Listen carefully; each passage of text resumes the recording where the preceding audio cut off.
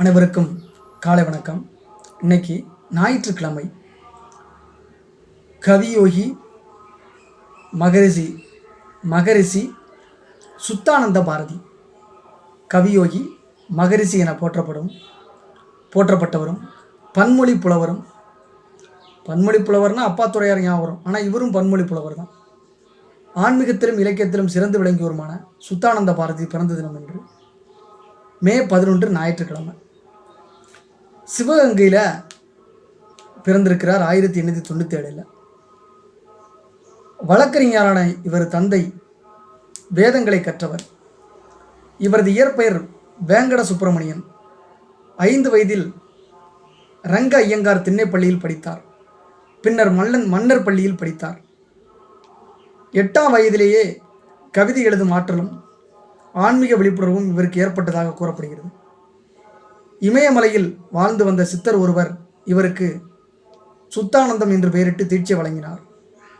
இவருடைய இயற்பெயர் வேங்கட சுப்பிரமணியன்.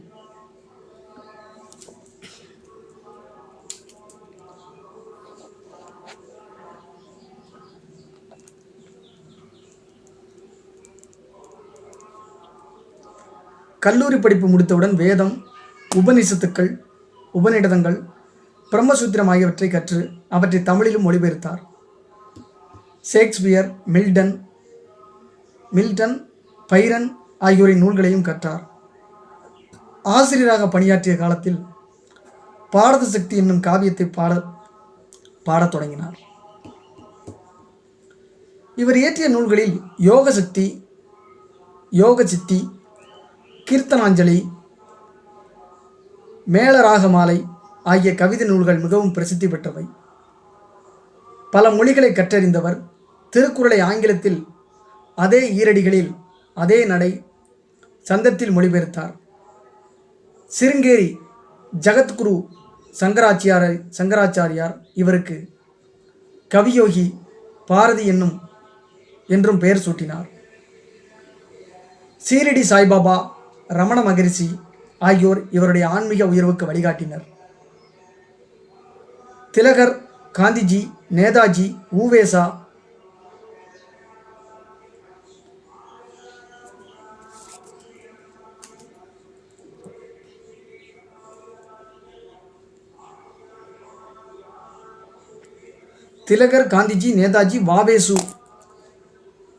வாவே சுப்பிரமணியர் ஆகியோருடன் நெருங்கிய நட்பு கொண்டிருந்தார். தேசிய சிந்தனைகளை தூண்டும் பல பாடல்களை இயற்றியிருக்கிறார். கிராமப்பணி,